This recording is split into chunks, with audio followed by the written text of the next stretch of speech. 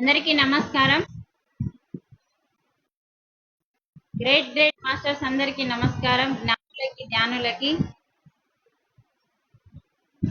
ఈరోజు మరి అన్నమయ్య సినిమా నుంచి సినిమాని ఆయన ఒక గొప్ప జ్ఞానవంతుడు అన్నమయ్య వెంకటేశ్వరుని భక్తుడు.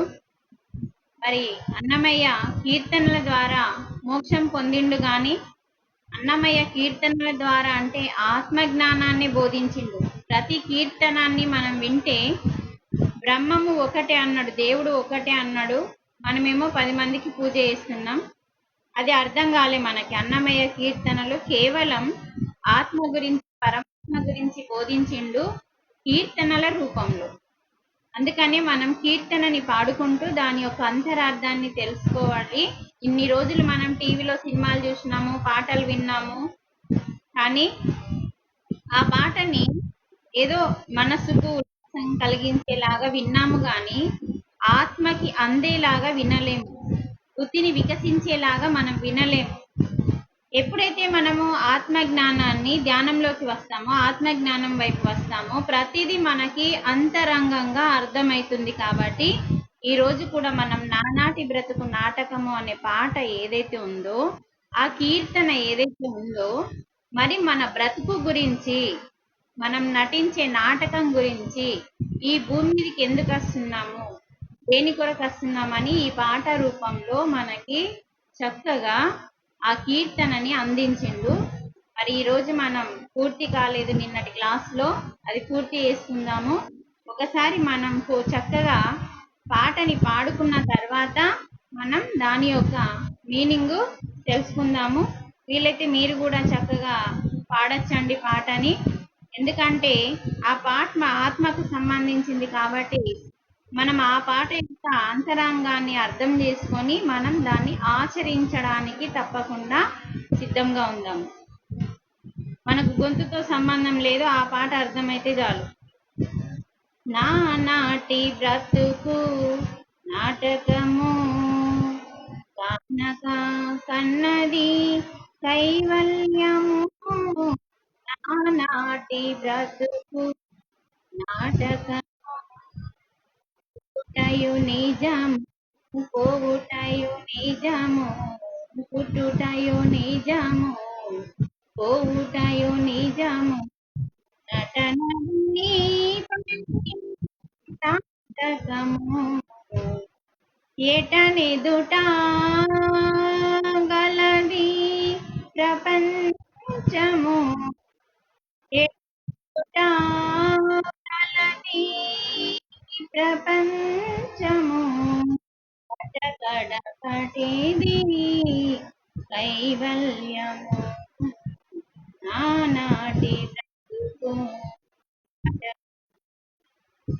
మనక కన్నది కైవల్యము.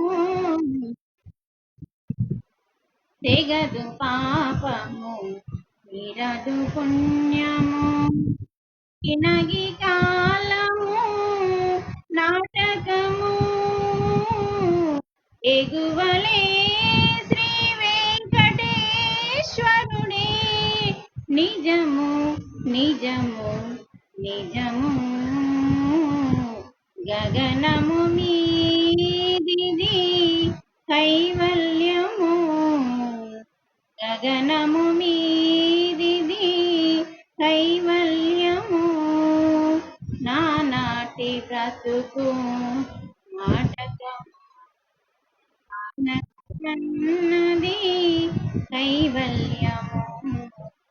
కుడి చేదన్నము పొగ చుట్టెడిది, కుడి చేదన్నము పొగ చుట్టెడిది.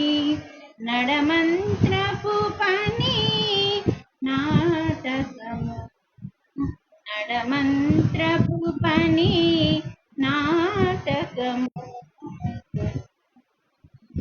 ఒడి కట్టుకొని నా ఉభయ కర్మలు, ఒడిగట్టుకొని నా ఉభయ కర్మలు, గడి దాటినప్పుడే కైవల్యము గడి దాటినప్పుడే కైవల్యము నానాటి బ్రతుకు నాటకము నానక కన్నది కైవల్యము.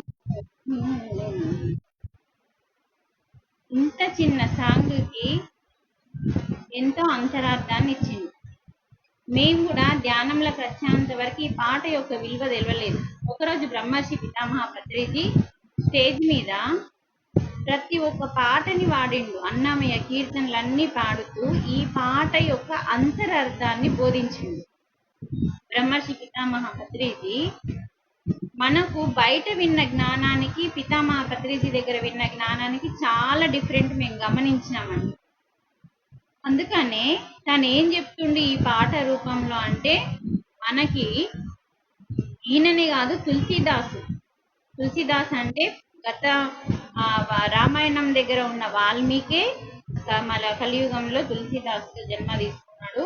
మరి అటువంటి ఒక మహాకవి తులసీదాస్ కూడా ఏం చెప్తున్నాడు అంటే, ఇక్కడ తులసీదాసుతో పాటు అన్నమయ్య మనకి ఏం చెప్తుంటే, నా నాటి బ్రతుకు.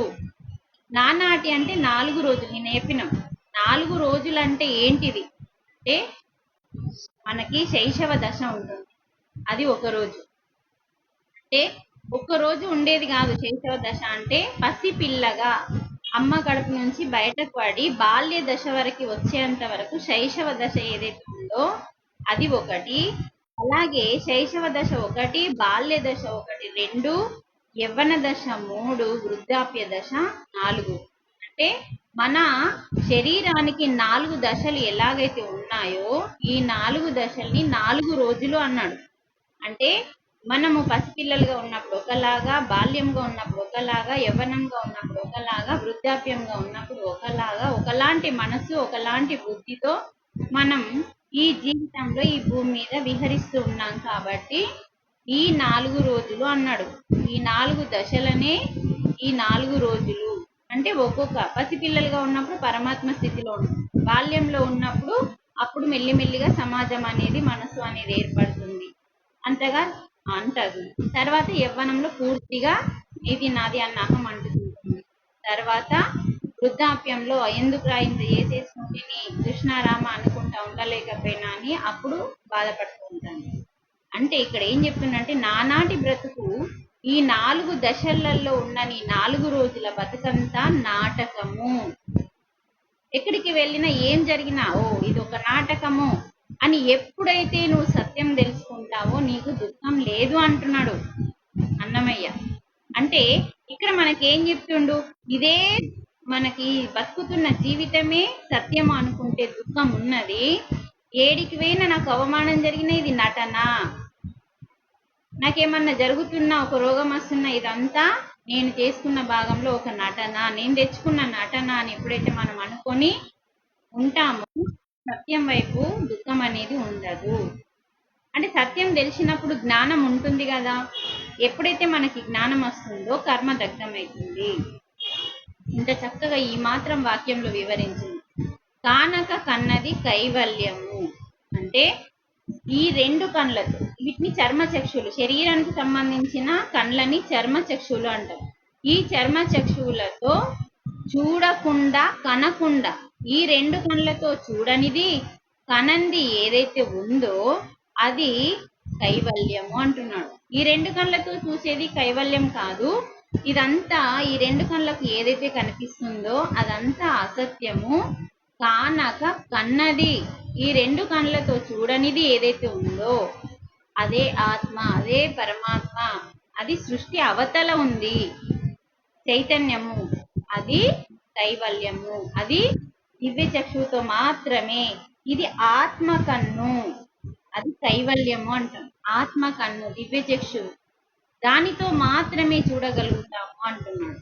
తర్వాత పుట్టుటయు నిజము, తెలుసు మనకి పుడుతున్నాము పోతున్నాము, పుడతాము చేస్తాము, కానీ ఈ పుట్టుట మరణించుట, పోవుటయు నిజం పుట్టుట నిజం, ఈ రెండింటి మధ్యలో నగి అంటే మనకి ఇదంతా నాటకము.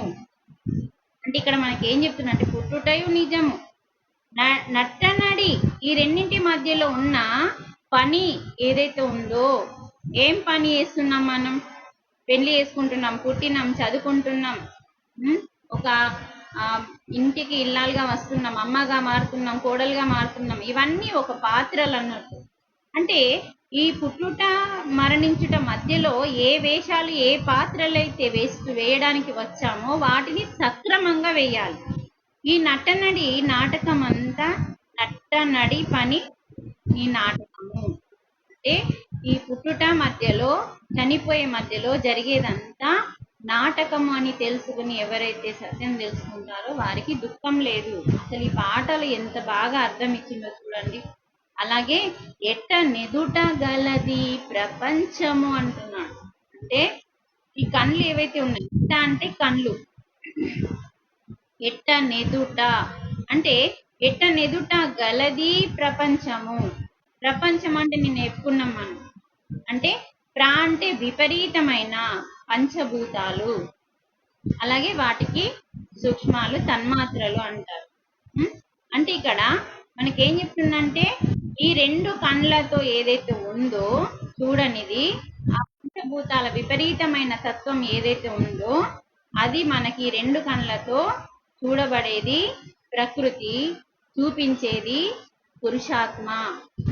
ఏదైతే చూస్తున్నామో ప్రకృతి, చూపించేది ఎవరు అంటే మన ఈ రెండు కండ్ల వెనకాల ఉన్న పురుషాత్మ. ఆ ఆత్మ మనకి చూపిస్తున్నది అని ఇంత చక్కగా. నీ కళ్ళ ఎదుటగా ఉన్నదంతా ప్రకృతి. మరి ప్రకృతిని చూసేది నువ్వైతే చూపించేది ఎవరు అంటే చూపించేది పురుషాత్మ. అదే ఎట్ట నెదుట గలది ఈ ప్రపంచము. ఈ ప్రపంచంలో అంటే ఈ భూమండలంలో మొత్తం పంచభూతాలతోనే మాత్రమే విపరీతమైన ప్రచండమైన శక్తితో, విపరీతమైన అన్నింటి శక్తులని ధారపోస్తూ మరి విపరీతమైన పంచభూతాల శక్తితో నడుస్తుంది. కాబట్టి ఈ పంచభూతాల తత్వమే మన శరీరంలో ఉంది. కాబట్టి ఆ శరీర తత్వాన్ని మనం ఎప్పుడైతే అర్థం చేసుకుంటామో ఆ పంచభూతాలు ధ్యానంలో మనకి వశమవుతాయి అని ఇక్కడ చెప్తున్నాను. ఇక్కడ ఇంకోటి ఏంటంటే కట్ట కడపటిది కైవల్యము. అంటే చిట్ట చివరి వరకైనా, అంటే ఎన్ని జన్మలు ఎత్తినా సరే, నువ్వు ఆఖరి జన్మ, చిట్ట చివరి జన్మ ఎత్తినా కూడా కైవల్యము అనేది మూడో కన్ను ఏదైతే ఈ సృష్టికి అవతల ఉన్నది ఏదైతే తెలుసుకుంటామో, తెలుసుకొని చూస్తావో అదే చిట్ట చివరి జన్మ, అదే మోక్షము అంటున్నాడు. ఆఖరికి నువ్వు ఎన్ని జన్మలనైతే ఈ జన్మ ఉందండి, నేనేం తెలుసుకోను, తెలుసు మనకి ధర్మం తెలుసు, సత్యం తెలుసు, జ్ఞానం తెలుసు, ధ్యానం తెలుసు, అన్నీ తెలుసు, కానీ తెలుసుకోవడానికి బద్ధకం ఉంది. అది తెలుసుకోనప్పుడు ఏమవుతుంది, ఇది నీకు చివరి జన్మ కాదు.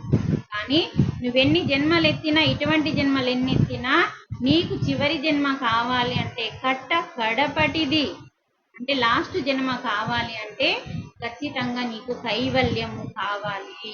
అంటే ఈ సృష్టికి అవతల ఉన్న జ్ఞానాన్ని తెలుసుకోవడమే కైవల్యము. అది తెలుసుకునేంత వరకు నీకు మోక్షం అనేది లేదు అంటున్నాడు.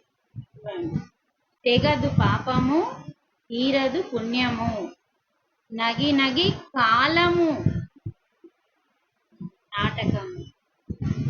అంటే మనం తెలుసుకున్నాం, మనము బైక్ వేసుకొని బయటకు వెళ్తున్నాం, ఎన్నో సూక్ష్మ క్రిములు చనిపోతాయి. కారు వేసుకొని బయటకు వెళ్తున్నాం, బట్టలు వింటున్నాం, బోలు తోముతున్నాం, ఇల్లు నూకుతున్నాం, వాకిలు నూకుతున్నాం, పడుకుంటున్నాం. ఎన్ని పనులు మనం ఏ కర్మ చేసినా కూడా దానికి కర్మ అనేది, పాపకర్మ అనేది అంటుంది. ఎందుకంటే సూక్ష్మ క్రిములు మన కంటికి, ఈ రెండు కళ్ళకి కనిపించని క్రిములు ఏవైతే ఉన్నాయో ప్రతి క్షణము మరణిస్తూనే ఉంటాయి, పుడుతూనే ఉంటాయి, మరణిస్తూనే ఉంటాయి, పుడుతూనే ఉంటాయి. ఆ పాపము నీకు అంటుతుంది. అందుకే తెగదు పాపము, అంతం అనేది దానికి లేదు. మరి అటువంటి పాపం కోసం పాపం చేస్తున్నాం, ఆల్రెడీ మనం ఆ పాపమే అంటుతుంది, మళ్ళీ ప్రత్యేకంగా మళ్ళీ పాపాలు చేస్తున్నాం. తీరదు పుణ్యము అంటే మనకి బాగా డబ్బు ఉంది, ఇవ్వాలన్న మనసు ఉంది, పుణ్యం చేసుకోవాలి, పుణ్యం చేసుకుంటే మంచిది, మళ్ళా భగవంతుని కృప దొరుకుతున్న ఆలోచనలతో నీ ఆస్తి అంతా కరగబెట్టిన సుఖ ఆ పుణ్యము అనేది ఎంతమందికి ఇచ్చినా కూడా వస్తుంది, ఉచితంగా వస్తుంది అంటే ఎందరో వస్తారు, వచ్చిన కొద్ది మీరు ఇస్తారు, కానీ మీ దగ్గర అయిపోతుంది. కానీ ఆ రావడము అనేది ఆగదు అంటున్నాడు. అంటే మీ యొక్క పాపము ఏదైతే ఉందో తెగదు, తెగదు పాపము, ఈ పుణ్యం అనేది తీరదు. వాళ్ళు వస్తూనే ఉంటారు, ఎక్కడ తీరిపోతుంది? తీరదు. అందుకనే ఈ రెండు కాకుండా మనం ఏం చేయాలి అని చెప్తున్నాడు. మరి నగి కాలము, ఈ కాలంలో ఏది చేసినా మన శరీరానికి మన ఆత్మకి అంటుతుంది. మరి ఏం చెప్తున్నాడు? ఈ పుణ్యము కాకుండా పాపం కాకుండా ఇవి రెండింటికి అంతం లేదు. అంతము లేని దాన్ని చేయడం కంటే అంతం ఉన్నది ఏదైతే ఉందో అది మనకి చెయ్యాలి. దాన్ని శుభ అశుభాలు అంటున్నారు. శుభ అశుభాలు కాస్త ఆపేయాలి, ఆపేసి జ్ఞానాన్ని పంచాలి అంటున్నాడు. ఇప్పుడు అన్నింటినీ ఇచ్చినా కూడా దేన్ని మనం పుణ్యం చేసుకుంటే మళ్ళీ మనకి జన్మ వస్తుంది. మనం పుణ్యం చేసినాము, అబ్బా నాకు మంచి జరుగుతుంది అనుకుంటాం, కానీ నువ్వు మళ్ళీ జన్మం తెచ్చుకోవడానికి కారణం అది. అంటే మనం ఎప్పుడైతే ఆ ధ్యానం చేస్తూ జ్ఞానాన్ని పంచుతామో అప్పుడు పాపాలు దగ్ధమవుతూ జన్మ లేకుండా చేసుకునే ఒకే ఒక మార్గమే ఆత్మ జ్ఞానాన్ని పంచడము, పెంచుకోవడం ఫస్ట్, తర్వాత పంచుతూ ఉంటే పెంచబడుతుంది. అందుకని తెగదు పాపము తీరదు పుణ్యము, నగి కాలము నాటకము, ఎగువలే శ్రీ వెంకటేశ్వరు. ఇదే నిజము, ఇదంతా అబద్ధము. ఈ పాపం అనేది పుణ్యం అనేది మళ్ళీ జన్మనిస్తుంది కాబట్టి, మళ్ళీ జన్మ అనేది ఈ మాయాలోకంలోకి పంపిస్తుంది కాబట్టి ఇదంతా అసత్యము. మరి ఏది సత్యము అంటున్నాడు ఇక్కడ. ఎగువలే శ్రీ వెంకటేశ్వరుడే నిజము నిజము నిజము అంటుంది. అంటే ఇక్కడ ఎగువ అంటే సహస్రారము. ఈ సహస్రారంలో 7 చక్రాల పైన కూర్చున్న శ్రీ వెంకటేశ్వరుడు నీలోనే ఉన్నాడు. అంటే నీ 9 రంధ్రాలని దాటి 10వ రంధ్రమే సహస్రారము. ఆ సహస్రారం యొక్క వెంకటేశ్వరుడు 7 కొండల, తిరుపతి అంటేనే మన అంతరంగంలో ఉన్న 7 కొండల మీదకి ఎక్కడమే. ఈ మూలాధారం, స్వాధిష్టానం అన్ని చక్రాలను దాటుకుంటూ సహస్రార స్థితికి 10వ రంధ్రమికి చేరుకోవడమే, బ్రహ్మరంధ్రానికి చేరుకోవడమే శ్రీ వెంకటేశ్వరుడు. అదే నిజము, ఇదంతా అసత్యం. మరి అది చేరుకోవాలంటే నీకు సత్యం తెలవాలి, జ్ఞానం తెలవాలి.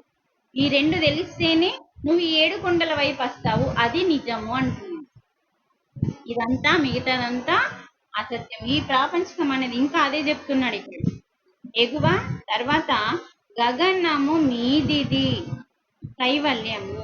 అంటే ఈ సృష్టికి అవతల మనకి చైతన్యం ఉంది.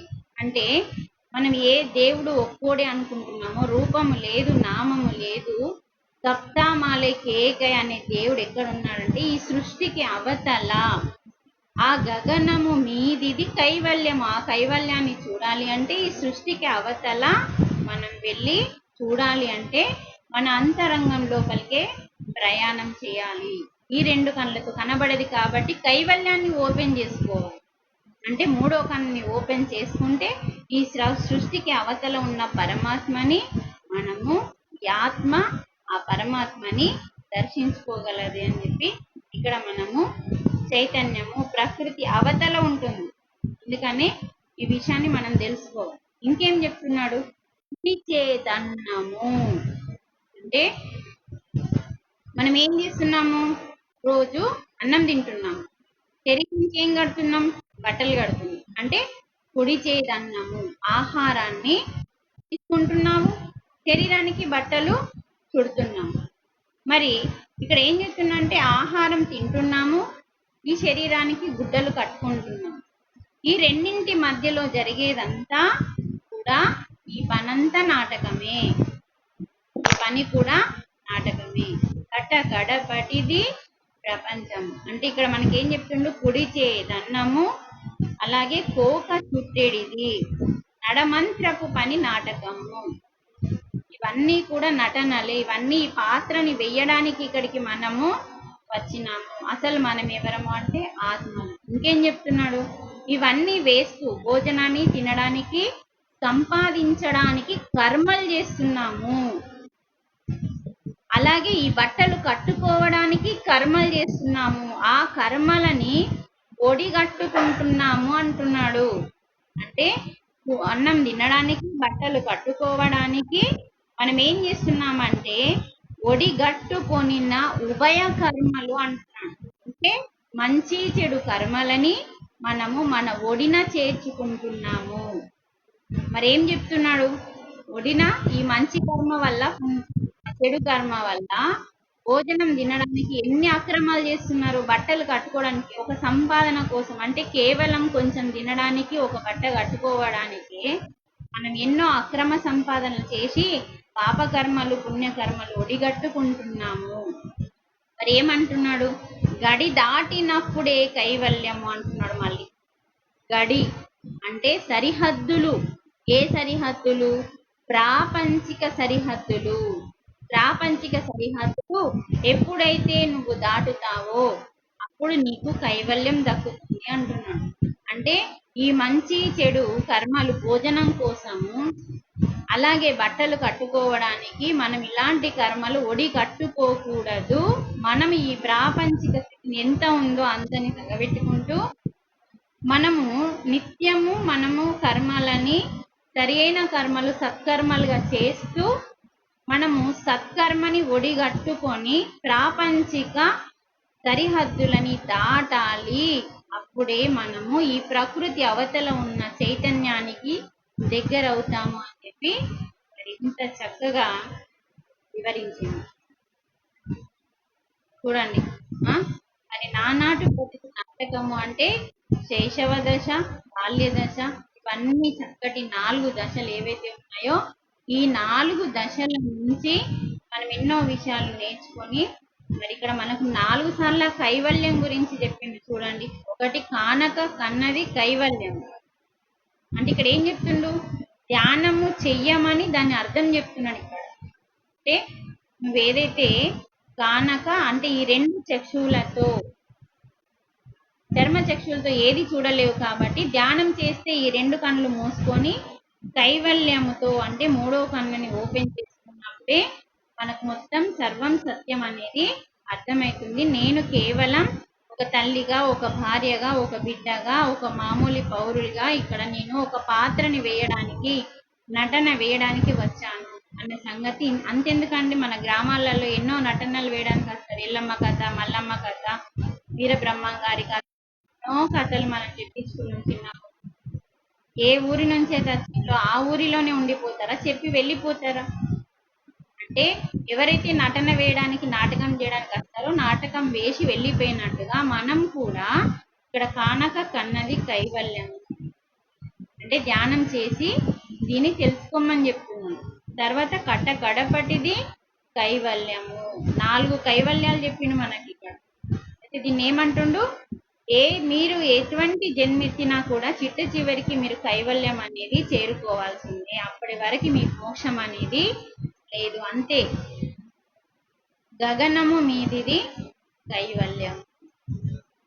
అంటే ప్రకృతి అవతల ఉన్నది ఏదైతే ఉందో అదే మనకి 3వ కన్ను ఓపెన్ చేసుకోవడం, నిజమైన చైతన్యం. తర్వాత గడి దాటినప్పుడే ప్రాపంచికం అనే ఏదైతే ఈ మాయ అనేది ఉందో, ప్రాపంచికం అనే మాయలో ఉంటూ దాన్ని అంటించుకోకుండా మనం చేయాల్సిన ధర్మము అది సత్కర్మలు. ఇప్పుడు మనం పిల్లల్ని అదిపేయాలి, భార్యకి అవసరాలు తీర్చాలి, భోజనం పెట్టాలి, బట్టలు ఇవ్వాలి. ఇవి సత్కర్మలతో అంటే మంచి కర్మలతో చేస్తూ ఏదో ఒక కర్మ చేస్తున్నావు. ఆ కర్మ వెనకాల దేన్ని ఆశించకుండా నువ్వు చేసి ఆ ఫలితాన్ని తీసుకొని ఎప్పుడైతే చేస్తావో ఆ కర్మ నీకు అంటకుండా ఉంటుంది. అక్కడ నువ్వు ప్రాపంచికంలో ఇరుక్కోకుండా ఏదైతే నీ ధర్మం ఉందో దాన్ని సక్రమంగా నిర్వర్తించుకుంటూ ఆధ్యాత్మికం వైపు అడుగులు వేయాలి అని చెప్పి చెప్తున్నాను. ఈ పాట ఇంత అంతరార్థాన్ని ఇస్తుంది. మరి అన్నమయ్య సినిమాలో అన్నమయ్య మనకి సినిమా మాత్రమే ఇప్పుడు అర్థమైంది, కానీ అన్నమయ్య ఉన్నప్పుడు ఆయన ఎన్నో కీర్తనలు మనకిచ్చిండు, కానీ మనకి సినిమాలో కొన్ని మాత్రమే ఇచ్చిండు. కానీ మనకి అన్నమయ్య కీర్తనలు అంత తొందరగా అర్థం కావండి, ఎందుకంటే అవి సంస్కృతంలో ఉంటాయి. అదే మనకి యోగులు, మన బ్రహ్మర్షి పితామహ లాంటి వాళ్ళు, గులాజీ బాబా లాంటి వాళ్ళు వాటిని అంతరంగంగా అర్థం చేసుకొని ఇలాంటి సూక్ష్మ రూపాలలో మనకు అర్థాన్ని ఇచ్చిన రోజు మనకు అర్థమవుతుంది. మనకి ఇంకా దర్శకులు ఎన్నో సినిమాల రూపంలో ఇచ్చింది కదా. అంతెందుకంటే మనము మొన్నటి క్లాస్లో 7 days సప్తా క్లాస్లో కూడా మనము ఏం తెలుసుకున్నాం? సాగర మదనం గురించి తెలుసుకున్నాం. సాగర మదనం అనేది అక్కడ మనకి ఎగ్జాంపుల్ చూపించింది, అది వాస్తవమే. కానీ ఆ సాగర మదనం అనేది మనలో ఉందని చెప్పి మనకు దర్శకుడు పాట రూపంలో కూడా మనకి ఇవ్వడం జరిగింది. మౌనంగానే ఎదగమని మొక్క నీకు చెబుతుంది. ఈ పాటలో దర్శకుడు మనకి ఏమిచ్చిండు? సాగర మదనం అంటే సముద్రం అనే సాగర మదనాన్ని ఏం చేసిండ్రు వాళ్ళు? మొదలైంది. ఫస్ట్ మొదలవగానే ఏమొచ్చిందండి అంటే మనం కూడా ఆధ్యాత్మిక జ్ఞానంలోకి మొదలవ్వగానే మనకన్నీ ఆటంకాలే వస్తాయి. ఈ విషయం తెలుసుకోవాలా మనం. సాగర మదనం మొదలవగానే విషమే వచ్చింది. మళ్ళేమంటుండు? విసుగు చెందలే, విషం వచ్చిందని విసుగు చెందక కృషి చేస్తేనే అమృతం వచ్చింది. ఈ 2 పదాలు చాలండి మనం ఎదగడానికి. ఆత్మ జ్ఞానం కోసం పరితపించేటప్పుడు మనకి కఠినమైన పరీక్షలు వస్తాయి. ప్రజల ద్వారా, ఇంట్లో వాళ్ళ ద్వారా అవమానాలు వస్తాయి, హేళన చేస్తారు. అవన్నీ మనం చిత్కారాలు అనుకోవాలి, తీసి పాడేయాలి. అవన్నీ వస్తున్నా కూడా మనం తీసి పాడేస్తేనే మళ్ళీ మనకేమొస్తుంది? విసుగు చెందకుండా తీసి పాడేస్తేనే విసుగు చెందము. మీరు విసుగు చెంది ఏం చేస్తుండ్రు? ఆపేస్తున్నారు. అప్పుడు విసుగు చెందకుండా కృషి చేస్తే ఎవరన్నా ఏమన్నా అనుకోని, నేను తెలుసుకున్న జ్ఞానము భగవద్గీత జ్ఞానము సత్యము కాబట్టి, వీర బ్రహ్మం గారు సత్యం కాబట్టి, దాన్ని తెలుసుకున్న దాన్ని నేను కృషి చేస్తా, సంపాదిస్తా, సాధిస్తా అని ఎప్పుడైతే నువ్వు ముందుకెళ్తావో అమృతం వస్తుంది అని చెప్తున్నాడు ఆ దర్శకుడు. అందుకే విషం రాగానే విసుగు చెందద్దు. ఎన్నో మాటలు వస్తాయి మనకి. నేనే మీకు ఎగ్జాంపుల్, మీ ఊరికి వస్తే నాకు ఎన్ని వచ్చినాయి? మీరు దాన్ని ఎగ్జాంపుల్ ఎందుకు తీసుకోవట్లేదు? తెలుసుకోవాలి. అందుకే ఈ పాట కూడా చాలా అవసరం మనకి. అలాగే ఇంకేమంటుండ? అవరోధాల అంటే దేవుళ్ళ ఆనంద నిధి ఉన్నది మన దగ్గర. దేవుళ్ళు అనే ఆనందం అనే నిధి మన లోపలున్నది. ఇదంతా మన శరీరంలో ఉన్న ఎవరండి? 33 కోట్ల దేవతలు మన శరీరంలోనే నివసిస్తున్నారని మనకు కులాది బాబా చెప్పిండు కదా. అనంత విశ్వంలో నువ్వు ఉన్నావు, ఇది చెప్పుకుంటాం మనం.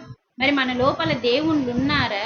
ఆ దేవుళ్ళ నిధి, ఆనంద నిధి మరి మనలో ఉన్నది. కష్టాల వారధిని ఎప్పుడైతే మనం కష్టాల వారధి దాటిన వారికి ఆ దేవుళ్ళ యొక్క ఆనంద నిధి సొంతమవుతుంది అంటున్నాడు. చూడండి, ఈ పాటని మనం విన్నాము కానీ ఇంత బాగా అర్థమైందా? ఎన్నిసార్లు విన్నాము? ఏదో మనసుకు ఉల్లాసంగా విన్నాము. ఇక్కడ ఏం చెప్తున్నాడు? ఏ కష్టమైతే వచ్చిందని నువ్వు పారిపోకుండా ఈ కష్టాల వారధి అంటే ఇప్పుడు మనకు ఆంజనేయుల స్వామి వారధి కట్టిండుగా రాముంది అంటే సీతని తీసుకురావడానికి. అలా ఎన్నో కష్టాలు వచ్చినా, అలాంటి వారధి ఎన్ని కష్టాలు వచ్చినా వాటిని దాటిన వారికే దేవుళ్ళ యొక్క ఆనంద నిధి అనేది సొంతమవుతుంది అంటున్నాడు దర్శకుడు. ఎంత అద్భుతమైన పాట అండి, చెప్పండి. అట్లా మళ్ళీ ఏమంటుండు? తెలుసుకుంటే సత్యం ఇది, తలుచుకుంటే సాధ్యం ఇది. ఇది తెలుసుకోమంటున్నాడు కానీ మనం తెలుసుకోవట్లేదు. ఎప్పుడైతే మనకెంత కష్టం వస్తే మనం అంత ఎత్తుకు ఎదుగుతాం, అంతా వెళ్ళిపోతుంది. ఆ కష్టం వచ్చింది అంటే ఆ కష్టాన్ని తట్టుకునే శక్తి నీ లోపల నువ్వు తట్టుకుంటున్నావా, ఓడిపోతున్నావా, నిన్ను నువ్వు పరీక్షించుకోవాలి. తట్టుకుంటున్నావంటే నువ్వు ఒక మెట్టు ఎక్కినట్టు, రెండో మెట్టు ఎక్కడానికి సిద్ధంగా ఉన్నావు. తట్టుకోవట్లేదంటే ఆ మెట్టు దిగి కింద పడిపోయినట్టు. ఇది సత్యము. ఈ సత్యాన్ని తెలుసుకో. తర్వాత ఏమంటుంది? తలుచుకో. నీతోనే అవుతుంది, నాతోని కాకుండా ఇంకెవరితోనే అవుతుంది. ఎందుకంటే ఉత్తమమైన జన్మ మానవ జన్మ. మరి నాతోనే తలుచుకుంటే సాధ్యం ఇది. సాగర మదనం మొదలవగానే విషమే వచ్చింది, విసిగే చెందక కృషి చేసేనే వచ్చింది. అవరోధాల దేవుళ్ళ ఆనంద నిధి ఉన్నది, కష్టాల వారధి దాటిన వారికి అర్థమవుతుంది. తలుచుకుంటే సాధ్యమది, తలుచుకుంటే సత్యమది, తెలుసుకుంటే సత్యమిది, తలుచుకుంటే సాధ్యమిది. మౌనంగానే ఎదగమని మొక్క మనకు చెబుతుంది, ఎదిగిన కొద్దీ ఒదగమని అర్థమందులో ఉంది. ప్రతి పాటని ఎంతో అంతరార్థంగా ఉంది. మనం ఎదగడానికి ఆ పాట చాలండి. మరి ఎంత అద్భుతంగా ఇచ్చిండు దర్శకుడు. మరి ఈ పాటని ఏదో మనం సినిమాలో ఆ నలుగురు సినిమాలో పాట కూడా చాలా అద్భుతంగా ఉంటుందండి. రాసుకోండి, ఆ పాటలన్నీ రాసుకోండి, చక్కగా వినండి, దాని యొక్క అంతరార్థము తెలుసుకోవాలి. అప్పుడే కదా మన జీవితంలో వచ్చే ప్రతి కష్టానికి ఈ పాటల్ని మనం ఆదర్శంగా తీసుకోవాలి. మనం ఎంత ఎత్తుకు ఎదుగుతున్నా కానీ ఎదగాలి అని చెప్పి మనకి చెట్టు చెప్తుంది. అది పైన పోయిన కొద్ది కొమ్మలన్నీ కిందికి వస్తాయి. చూడండి, కొమ్మలు కిందికి వస్తే ఆ కొమ్మలు అడ్డం వస్తున్నాయని మనం నరికేస్తాం. మనకు బుద్ధి లేదు కాబట్టి. నా ఇల్లు కడ్డము, నా గోడ కడ్డము, నా దండెం కడ్డమని కొమ్మల్ని కొట్టేస్తుంది. ఆ కొమ్మలే ఉన్నాయి అంటే ఎదిగిన కొడుకుల్ని కొట్టేసుకున్నట్టు దాని అర్థం. బుద్ధి జ్ఞానం లేదు అసలు మనకి. అంటే మనం చెట్లని పెంచుడు తక్కువ, నరికేసుడు ఎక్కువగా. కానీ ఒక్క వృక్షం లేకుంటే 6 సెకండ్లు కూడా ఈ మానవుడు లేడు. ప్రతి సముద్రము, ప్రతి నదులు, ప్రతి పక్షి, ప్రతి అణువణువు మన కోసమే ఉన్నాయి, కేవలం మన కోసమే ఉన్నాయి. కానీ మనం వాటికి ఏమి చేయట్లేదు. ప్రతి క్షణం ఆలోచించండి, చెట్టు లేకుంటే, పక్షి లేకుంటే, కోడి లేకుంటే, మేక లేకుంటే, భూమి లేకుంటే, నదులు లేకుంటే, ఆహారం లేకుంటే, జీవరాశులు లేకుంటే, నువ్వు ఒక్కోని భూమి మీద ఉంటే ఏం చేసుకుంటావు? ఎలా బతుకుతావు అసలు? చెట్లు లేకుంటే పంట ఎలా వస్తుంది? నీరు లేకుంటే పంట ఎలా వస్తుంది? చెట్లు లేకుంటే ఆక్సిజన్ ఎలా వస్తుంది? ఇదంతా ఆలోచించట్లేదు మనం. అందుకనే మనం బతుకుతున్నాము అంటే మనది గొప్ప జన్మ అని ప్రతి జీవి మనకు సహాయం చేయడానికి భూమి మీదకి వారి వారి జన్మల్లో వచ్చిండ్లు. వారి జన్మని వారిలాగా బతకనీయకుండా మధ్యలో చంపేస్తున్నాం మనం. ఎంత మానవ జన్మ దుర్మార్గమైన జన్మ అవుతుంది. ఉత్తమమైన జన్మ అని మనం వస్తే దుర్మార్గంగా మారుతున్నాము. అందుకనే మన యొక్క ఏదైతే జన్మ ఉందో ఒకరికి సహాయపడడానికే వచ్చినాము. ఈ సహాయాన్ని మనం మరణించినా కూడా గుర్తు చేసుకోవడమే నిజమైన సార్థకం అంటే. సార్థకం అంటే ఉన్నప్పుడు నీ ముందటొకలాగా నీ వెనకొకలాగా మాట్లాడడం కాదండి. నువ్వు లేనప్పుడు, నువ్వు చనిపోయినప్పుడు నీ గురించి ఎందరో మహానుభావులు, ఇప్పుడు పులాజీ బాబా గురించి మాట్లాడుతున్నాం, మన చిన్నదేవరెడ్డి గురించి మాట్లాడుతున్నాం, మన భద్రీజీ గురించి మాట్లాడుతున్నాం. వీళ్ళు ఐకాన్స్ అంటే వీళ్ళు గొప్పవా? వాళ్ళు లేనప్పుడు వాళ్ళ గురించి, వాళ్ళ గొప్పతనాన్ని గురించి మనం మాట్లాడుతూ వాటిని ఆచరిస్తున్నాం మనం. అది నిజమైన గొప్పతనం అంటే. అలా కూడా మనము ముందుకు రావాలి.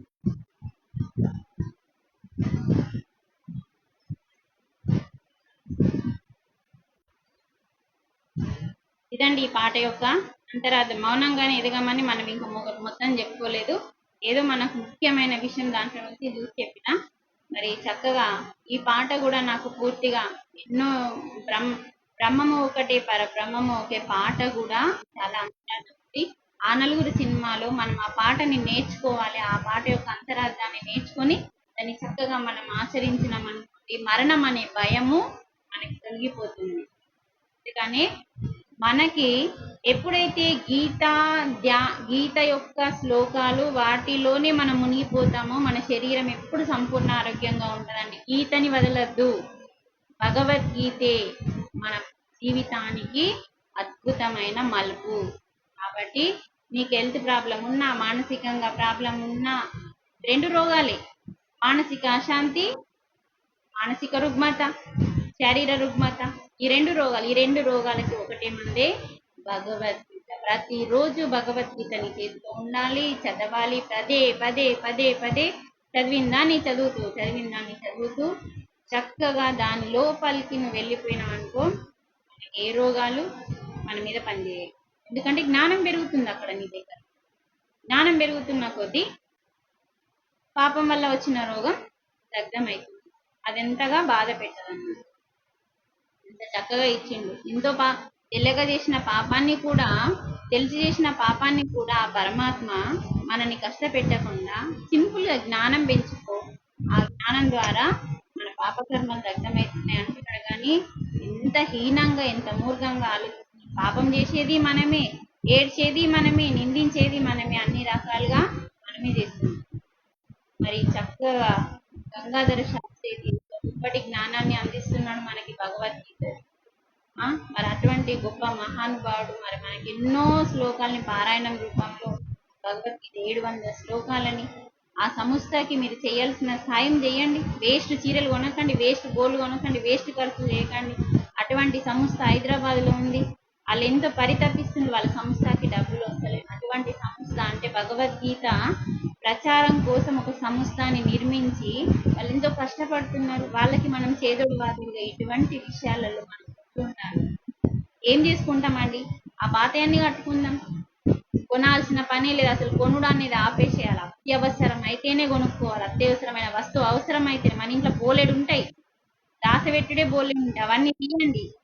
అవసరం లేదు ఏ వస్తువు కొనడం ఆపేయండి. తినడానికి ధాన్యము అవసరమైన దానికి తీసుకోవడమే తప్ప కానీ అవసరం లేని చెత్తని కొనకండి. డబ్బులు వేస్ట్ చేయకండి. ప్రతి రూపాయికి విలువ కట్టండి. ప్రతి రూపాయిని దాచిపెట్టండి. ఆ యొక్క రూపాయిని దానం చేయండి. మనం పైన బ్యాంకులో మనం డబ్బులు ఖాతా వేసుకోవాలి, కానీ భూమి మీద బ్యాంకులో మనకు అక్కర్లేదు. పైన ఉన్న మన సత్యలోకాల్లో ఉన్న బ్యాంకు ఒకటి ఉంది, అక్కడ మనం డబ్బుని మీరు ఎంత ఇస్తున్నారన్నది, ఎంత హృదయపూర్వకంగా ఇస్తున్నారన్నది ముఖ్యం, కానీ ఎంత ఇస్తున్నారన్నది ముఖ్యం కాదు. ఉన్న వాళ్ళు ఆలోచించండి, ఆర్థికంగా లేని వాళ్ళ గురించి ఊహించండి.